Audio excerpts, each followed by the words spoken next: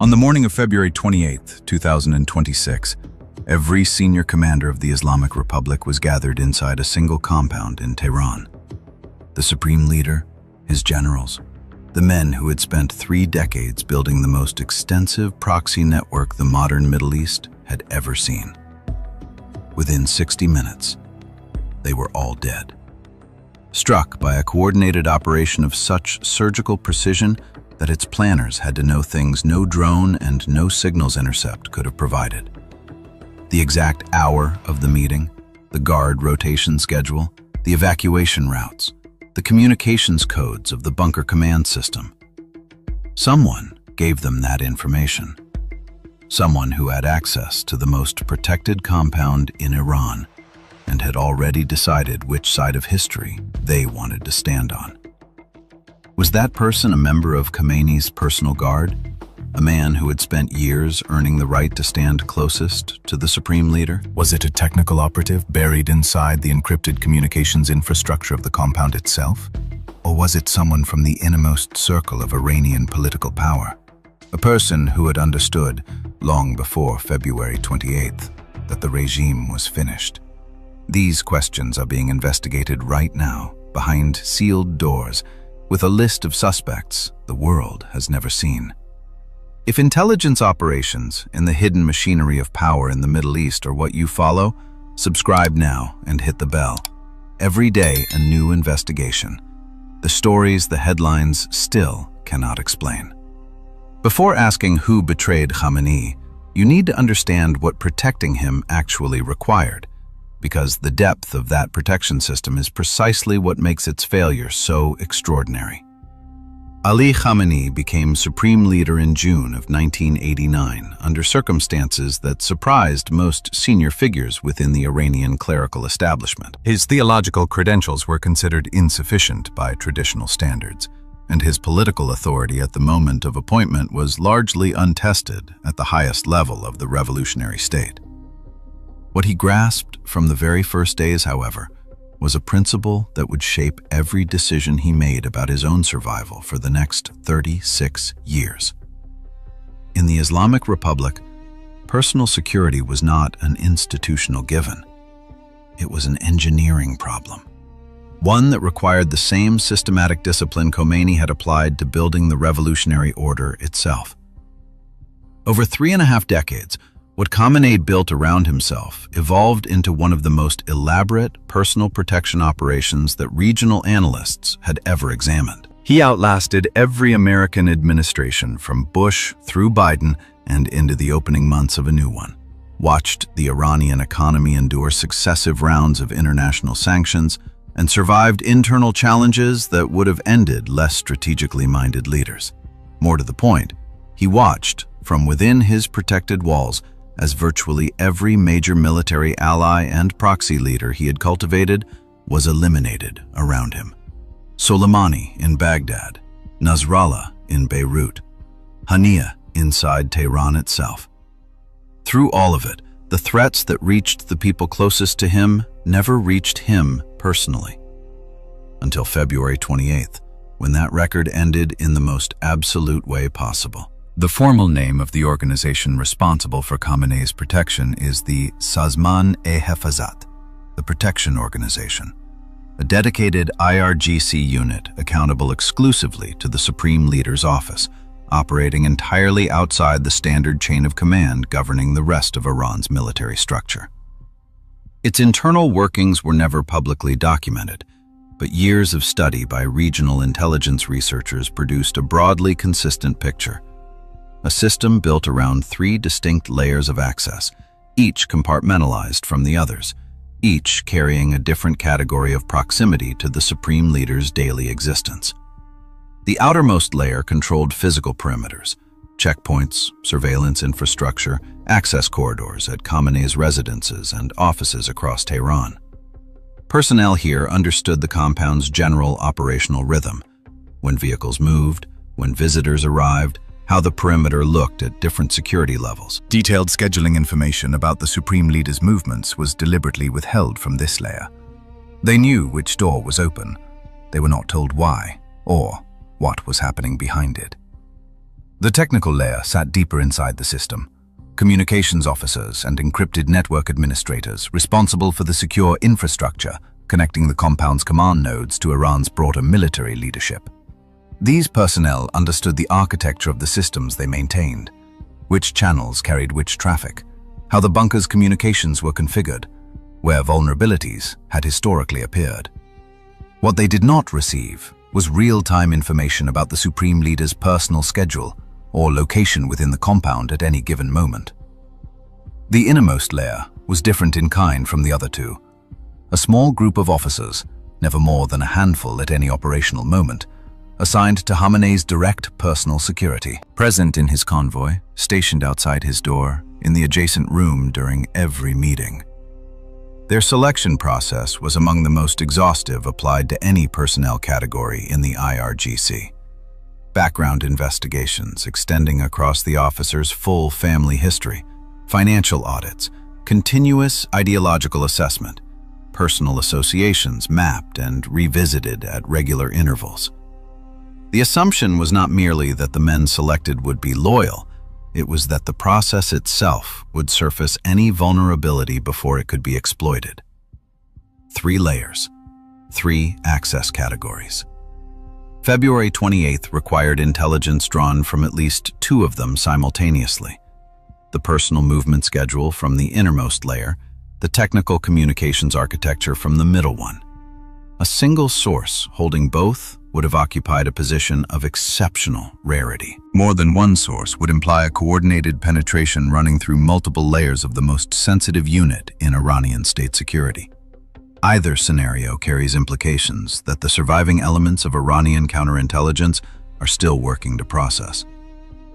The Iranian system had confronted deep institutional penetration before, and neither precedent offered reassurance.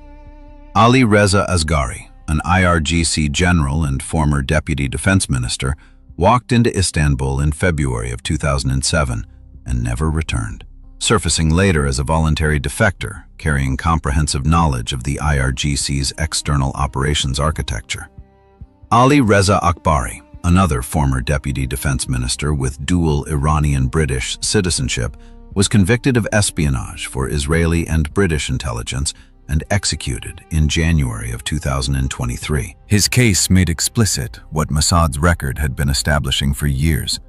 The agency cultivated people with architectural knowledge of entire systems, not peripheral figures with access to isolated fragments, and it cultivated them patiently across years before a single piece of intelligence changed hands.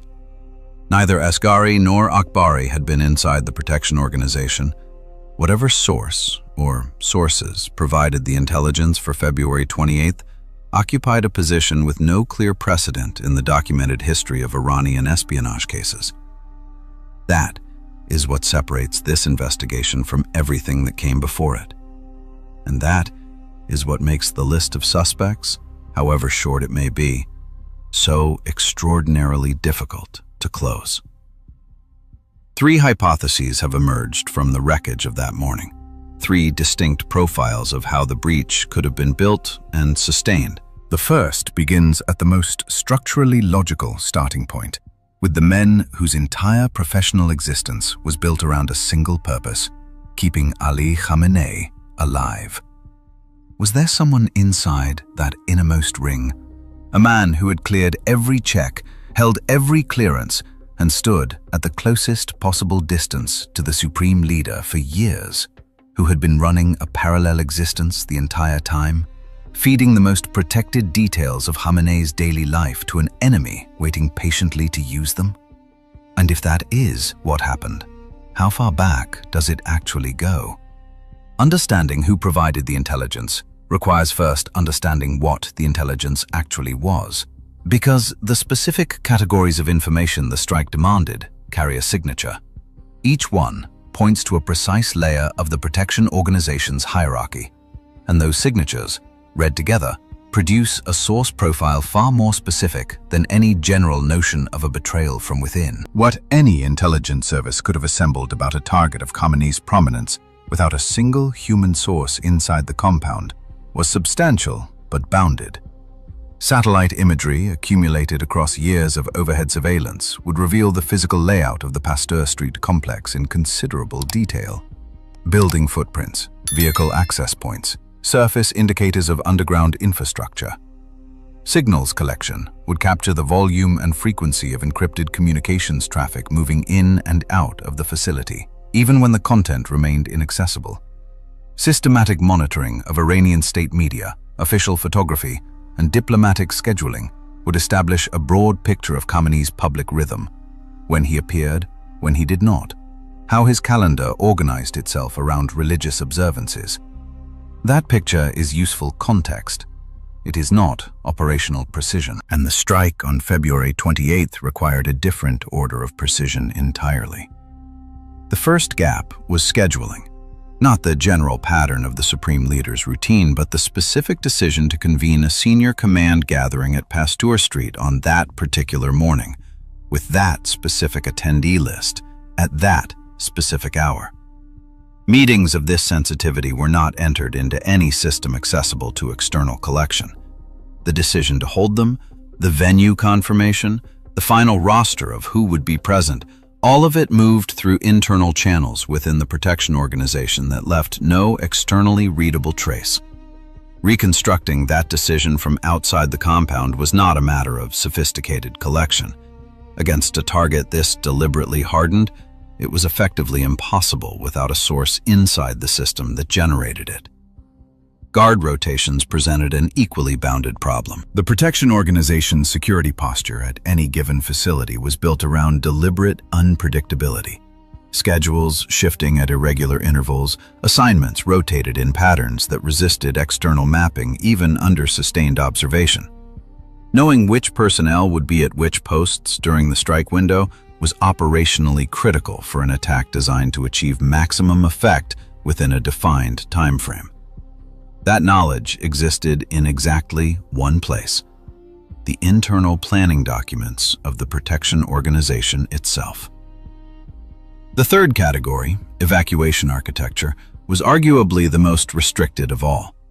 Every compound in the Supreme Leader's network maintained emergency protocols, routes, vehicles, designated fallback positions, the precise sequencing of how personnel would move if the primary location came under threat. An attacking force that knows those routes can design an operation to eliminate targets whether they stay or run. For this reason, those documents sat in the most tightly controlled tier of the entire protection organization's filing system, accessible to a narrower circle than almost anything else the organization held.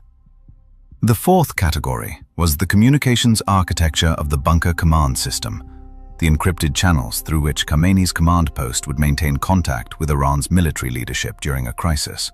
The channel configurations, the encryption protocols, the backup sequencing activating if the primary network was disrupted. With that information, an attacking force could monitor Iranian command responses in real time and suppress critical communications before coordinated defensive reaction became possible. In a strike targeting not one individual, but an entire state's leadership structure, that capability is the difference between a decapitation and a disruption. American and Israeli technical collection capabilities against Iranian targets had grown substantially over the preceding decade. The Stuxnet operation, discovered around 2010, demonstrated that foreign services could reach into Iranian classified infrastructure under the right conditions. But the specific categories the strike required had been hardened against exactly this kind of collection, deliberately and systematically, in response to every previous penetration the Iranian system had identified and absorbed. Scheduling decisions for the Supreme Leader's most sensitive meetings were made verbally, in cleared rooms, by people who assumed every digital channel was potentially readable from outside. Evacuation protocols existed only as physical documents in the most restricted tier of the protection organization's files. Guard rotation schedules moved through internal channels specifically rebuilt following previous cyber vulnerabilities. Against these targets, even the most sophisticated technical apparatus could establish pattern and context. It could not deliver the real-time, operationally precise picture across all four categories simultaneously. For that, the operation needed a person already inside. 3 distinct hypotheses have emerged from the wreckage of that morning. 3 profiles of who that person might have been, each pointing to a different layer of the protection organization and a different kind of access. The first centers on the innermost security ring, a personal protection officer turned through financial inducement, ideological disillusionment, or personal leverage, providing real-time movement intelligence from the closest possible proximity to the supreme leader. The second centers on a technical operative within the compound's communications infrastructure, someone recruited not for knowledge of the schedule, but for the ability to open a window into the systems that held it. The third, and structurally the most alarming, centers on a figure from the political inner circle, not a security professional at all, but someone from the narrowest stratum of Iranian leadership whose access to Khamenei's thinking had accumulated across years of proximity into something no institutional title could fully describe. Mossad's capacity to run operations of this complexity inside the Iranian system was not hypothetical. The agency's Tsomet division, responsible for agent recruitment and handling, had built its approach around a precise understanding of the IRGC's institutional vulnerabilities. Financial pressure on officers, whose compensation had eroded across years of compounding sanctions, while their risks and responsibilities had only grown. Private ideological fractures within a generation of IRGC personnel who had spent careers inside the revolutionary system and arrived, quietly, had their own conclusions about where it was heading. The leverage created by family members living abroad, in Europe, in North America, who could serve as pressure points or communication channels depending on how a given recruitment developed. What is significant about the operational timeline is not its length alone, but what that length implies. A source providing the intelligence enabling February 28th had been active long enough to build a picture with the resolution the strike required, not through a handful of exchanges, but through sustained, disciplined cooperation across a handler-source relationship mature enough to navigate the increasingly aggressive Iranian counterintelligence environment that followed the catastrophic losses of 2024. The operation ran to completion without apparent detection. That fact says something precise about the professionalism on both sides, and about how long and how quietly this had actually been running. The guard officer hypothesis carries an obvious structural logic as the starting point. But the closer you examine what a personal protection officer's access actually included, and what it did not, the more clearly the profile of the source demands something beyond what any bodyguard, however trusted, could have provided alone. If the guard officer hypothesis cannot account for all 4 intelligence categories on its own, and it cannot, then what does the complete source profile actually look like? And which position within the protection organization sits at the intersection of personal access and technical knowledge simultaneously? The 4 intelligence categories the strike required do not all point in the same direction.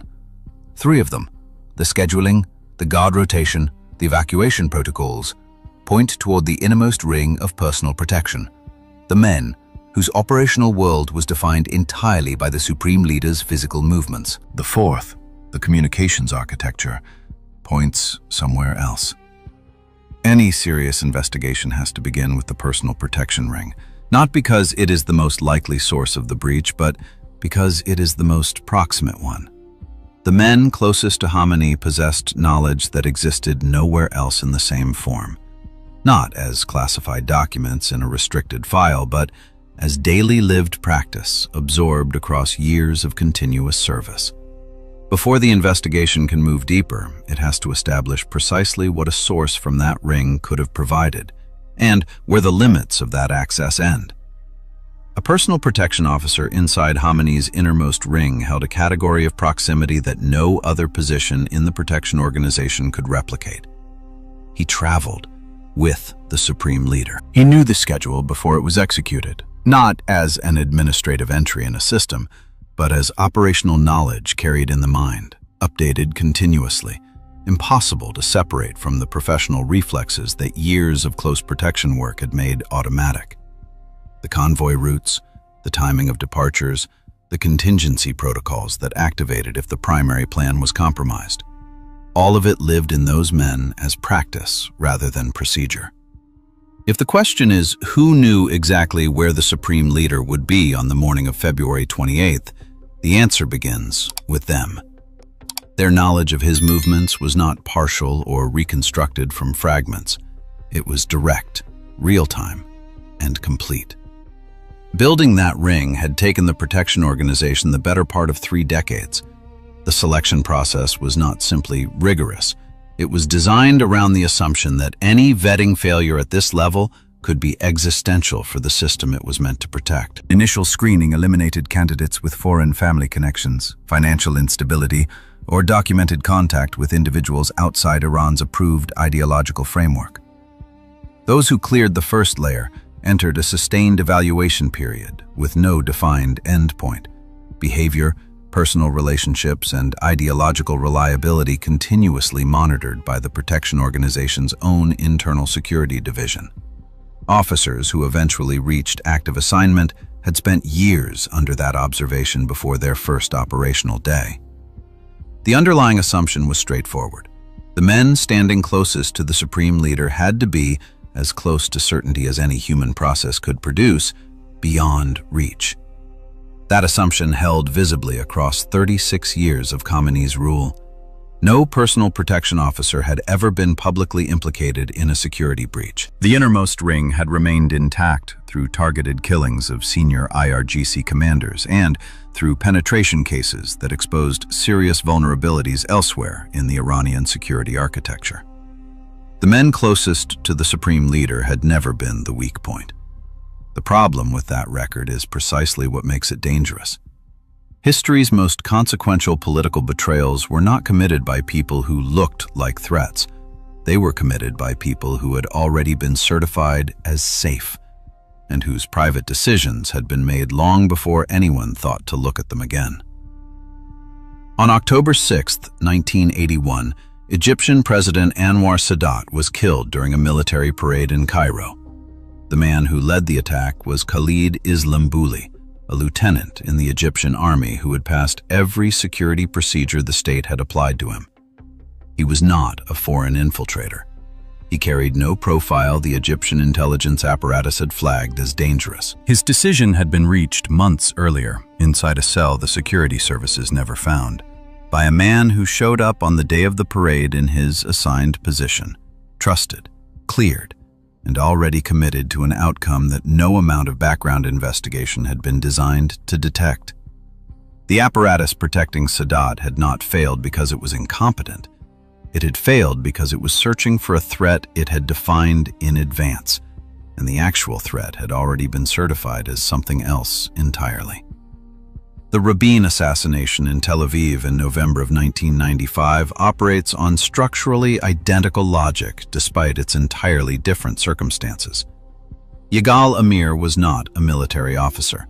He was a young Israeli law student who had moved through Israeli society for years without generating any profile the security services were equipped to recognize as dangerous. He reached the prime minister through a protective perimeter staffed by trained professionals, and succeeded because those professionals were operating against a threat model that had not accounted for a citizen who required no institutional access at all, because his target came to a public space that simple proximity made sufficient. Two of the most significant political killings of the 20th century, separated by 14 years and 1,000 miles, produced by the same structural failure: protection systems that trusted the people they had already vetted and stopped actively questioning them afterward. The vetting had been thorough. The error was in treating its conclusions as permanent. For Mossad's Zomet division, the personal protection officer represents a recruitment problem that is difficult but structurally familiar. The methodology does not begin with a named individual and work toward them. It begins with an access category. Who holds the kind of proximity that would make their cooperation operationally decisive, and works backward to identify who within that pool carries the circumstances most likely to produce a successful approach. Those circumstances follow a recognizable psychological pattern. An officer whose standard of living has quietly deteriorated across years of compounding sanctions whose compensation has not kept pace with the risks his position demands, who carries the specific kind of private bitterness that accumulates when a system requires sacrifice without reciprocating it. A man whose ideological convictions have fractured somewhere in the middle of a long career, who has watched the revolution age around him, seen what it has done to the people it was supposed to serve, and arrived at conclusions he would never speak aloud inside the compound, but that have made his sense of obligation to it something fundamentally different from what it once was. Someone with a family member abroad, whose existence creates a gravitational pull toward a different relationship with the outside world. A channel that shapes what the subject believes is possible before any direct contact has ever been made. The methodology that follows an initial approach is built around incremental commitment rather than a single dramatic crossing of lines. The subject provides something small, a scheduling confirmation, a detail that might plausibly have been obtained through other means. Then something slightly more sensitive. Then something whose provision has crossed a threshold that cannot be uncrossed. By the time operational intelligence is flowing with regularity, the relationship has matured to the point where withdrawal is no longer realistic for either party. The handler understands this geometry precisely. So, in most cases, does the source, often with a cold clarity that arrives in the moment when a decision that once felt reversible has quietly become permanent. Applied to a personal protection officer inside Khamenei's detail, that methodology would have produced access of real operational value. Movement intelligence in real time, schedule confirmation for specific venues on specific dates, knowledge of which meetings were planned, which senior officials would attend, how the security posture would be configured around each one. 3 of the 4 intelligence categories the strike required fall within what a source of this profile could have provided. The 4th does not. The communications architecture of the bunker command system, the encryption protocols, the channel configurations, the backup sequencing, belonged to a part of the protection organization that a personal protection officer would not routinely enter, regardless of seniority or length of service. The schedule and the routes lived in the minds of the men in the convoy. The communications architecture lived somewhere else entirely, managed by different personnel carrying clearances that had no overlap with anything physical protection required.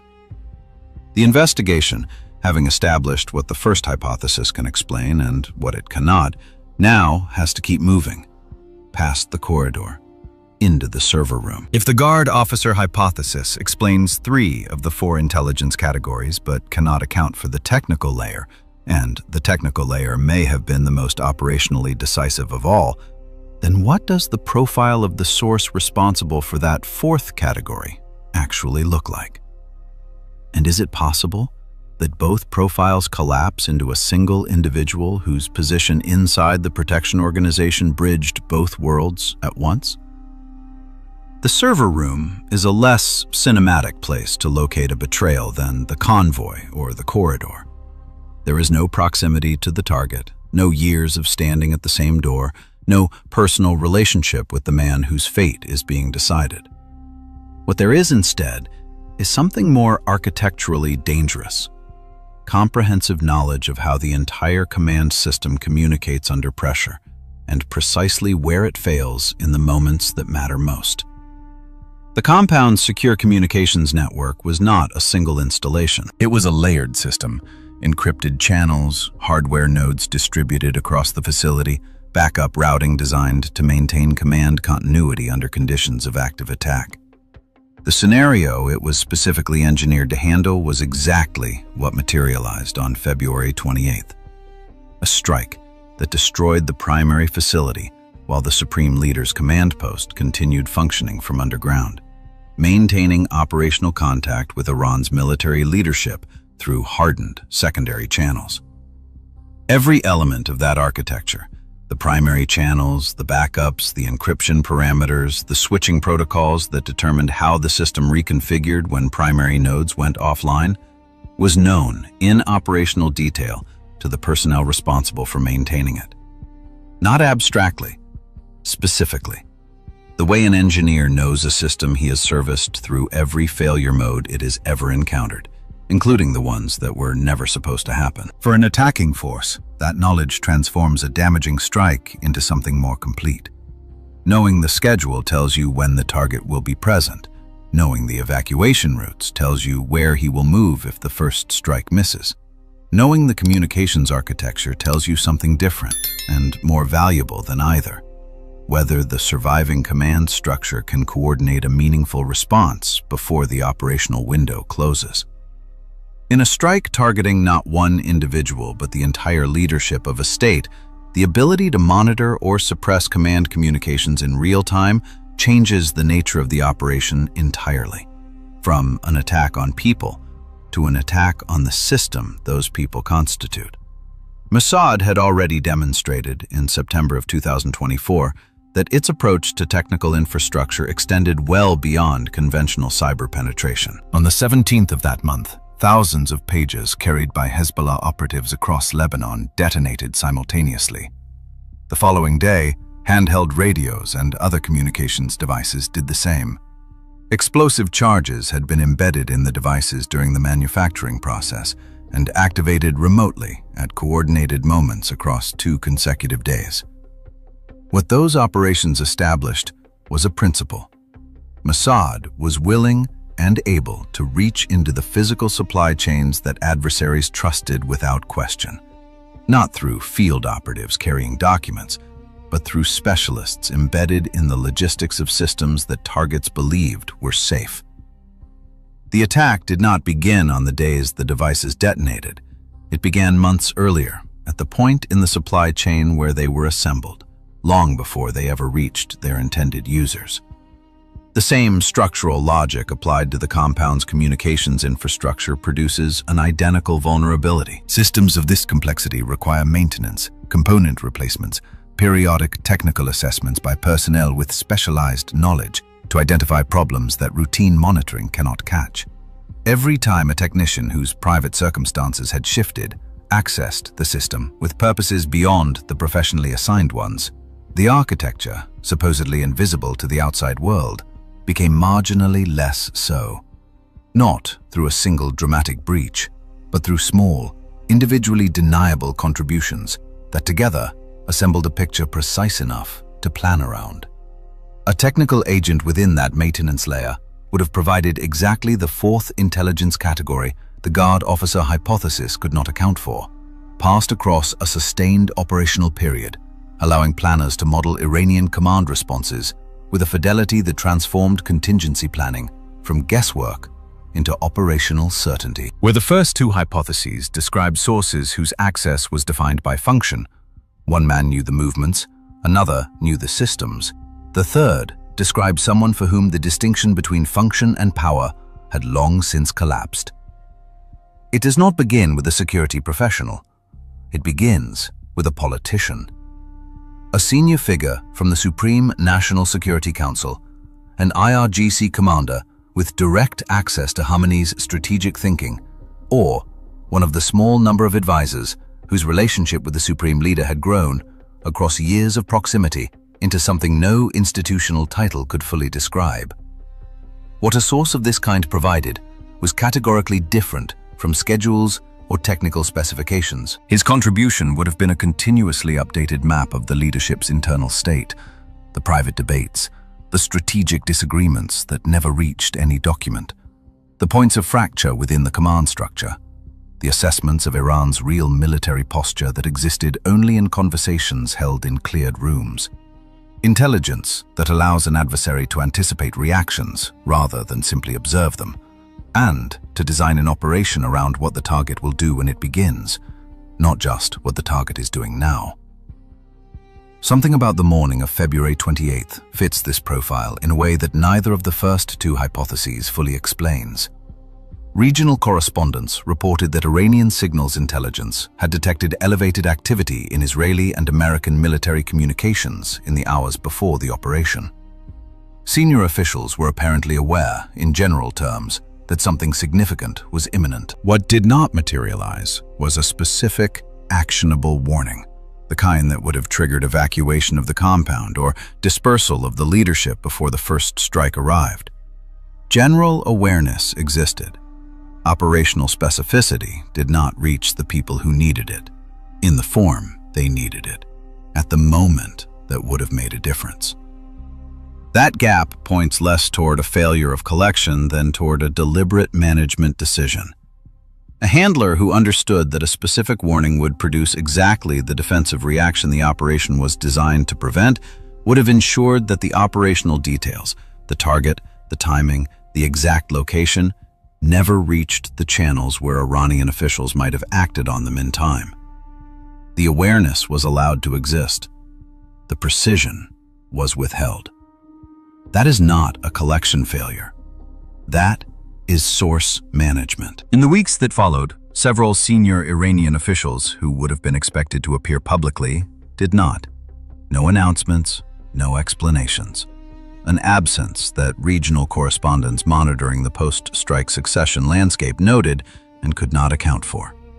Whether those absences reflect detentions connected to the February 28th investigation or the broader chaos of a command structure rebuilding from ruins is not something Tehran has clarified. The system removes people from view and processes them through channels that produce no public record. It always has. What the investigation has apparently established is that the three hypotheses are not mutually exclusive. Mossad's most consequential historical operations have frequently worked through multiple sources, whose individual contributions were each bounded, each deniable in isolation, and together, decisive. A guard officer providing movement intelligence, A technical operative providing communications architecture, a political figure providing strategic context, each knowing only his own piece, none aware of the others. The full picture assembled not inside Tehran, but in a room somewhere else, where the fragments arrived separately and were put together by people whose names are also not public. If the betrayal ran through multiple layers simultaneously, the personal detail, the technical infrastructure, the political inner circle, then the question is no longer simply who the traitor was. It is when this operation actually started, and what else, beyond February 28th, had already been quietly shaped by intelligence flowing outward from the heart of the Islamic Republic, long before the missiles were ever loaded.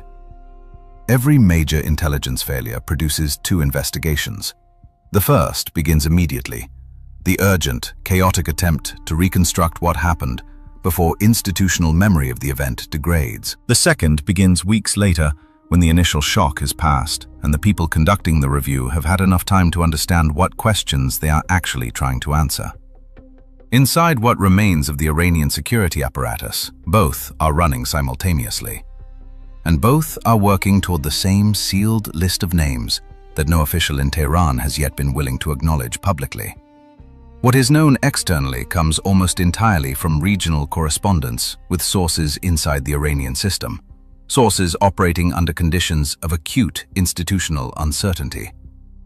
The internal investigation was formally authorized in the weeks following February 28th, structured as a joint review between the remnants of the IRGC's Counterintelligence Division and the Intelligence Directorate of the Supreme National Security Council. Its mandate covers the full scope of the breach, every category of intelligence the strike required, every person whose access profile overlaps with those categories, every communication channel that could plausibly have carried information outward from the compound across the operational period preceding the strike. The suspect list is sealed at the highest classification level the Iranian system maintains. It does not circulate beyond the small group of officials conducting the review. It has not been shared with Iran's judicial system, which would ordinarily handle espionage cases under Iranian law, because cases of this sensitivity move through channels that have no connection to any public legal procedure. The Islamic Republic does not hold open trials for penetrations of this magnitude. It does not negotiate reduced outcomes in exchange for cooperation. It closes files, quietly, permanently. The cases of Askari and Akbari established that pattern clearly enough that no one inside the current investigation is operating under any illusions about where it ends. That institutional resistance to formal acknowledgement, the gap between what the evidence suggests and what the system is willing to commit to paper, is not unique to Iran. It runs through virtually every major case of deep political betrayal in the modern era. In April of 1961, Oleg Penkovsky, a colonel in Soviet military intelligence with direct access to the thinking of the Soviet General Staff, began passing classified material to British and American intelligence. He operated for approximately 18 months before his arrest in October of 1962. The material he provided was extraordinary. Technical specifications for Soviet missile systems, military readiness assessments, strategic documents that American analysts credited with directly informing decision-making during the Cuban Missile Crisis of that same month. He was tried in secret and executed in 1963.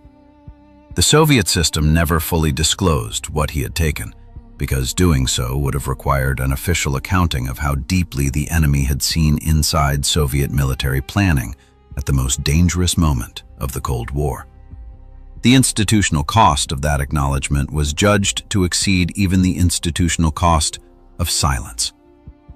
Aldrich Ames operated on a different institutional logic, but produced an identical pattern of delayed reckoning. Beginning in 1985, Ames, a CIA officer whose position gave him comprehensive access to the identities of virtually every significant Western asset inside the Soviet Union, passed that information to the KGB across nearly a decade of active cooperation.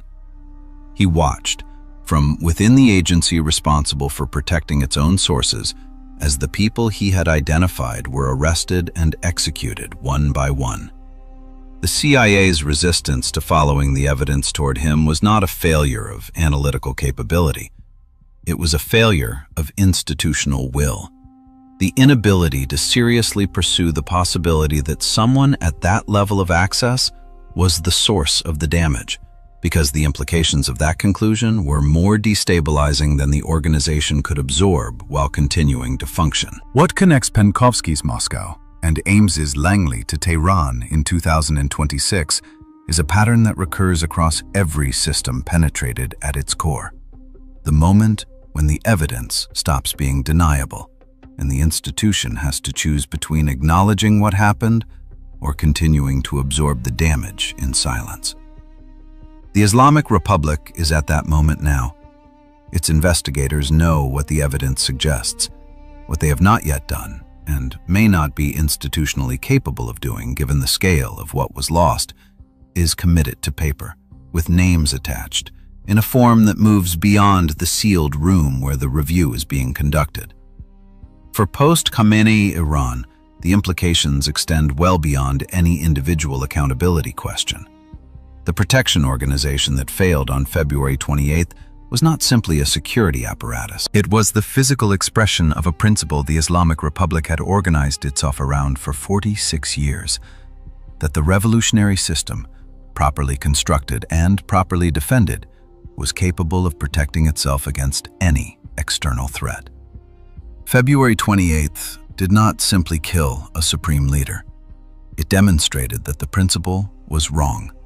Not because the external threat was too powerful, but because something inside the system had allowed that threat to become precisely calibrated against it. Protocols can be rewritten. Personnel rosters can be rebuilt. What cannot be mandated back into existence is the operational confidence that the system around you has not already been read from the inside. That confidence has to be re-earned, slowly, against the permanent awareness that its previous version was precisely the vulnerability the other side exploited most effectively. The name of whoever made the decision that shaped February 28th remains unknown to the public. It may remain so indefinitely, either because the Iranian investigation reaches a conclusion that is never disclosed, or because the investigation itself cannot reach any definitive conclusion against a backdrop of institutional chaos that makes careful reconstruction of access records extraordinarily difficult. Intelligence services that have been partially destroyed do not conduct their most sensitive internal reviews at full capacity. They work with whatever remains, under whatever constraints the post-strike environment imposes, with the additional complication that the people doing the investigating cannot be entirely certain the breach they are examining does not extend into the investigation itself. Somewhere, The person whose decision shaped the morning of February 28th is either in Iranian custody, moving through a process that produces no public record, or beyond the reach of the system whose most protected secret they chose to give away. In the rooms where the intelligence was received and translated into a strike plan, in Tel Aviv, in the facilities where the operation was designed, there are people who already know which of those two possibilities is true. The file on their end is closed. Tehran's remains open, working through a list of names the world will likely never see. Toward a conclusion, the Islamic Republic is not yet ready to state out loud.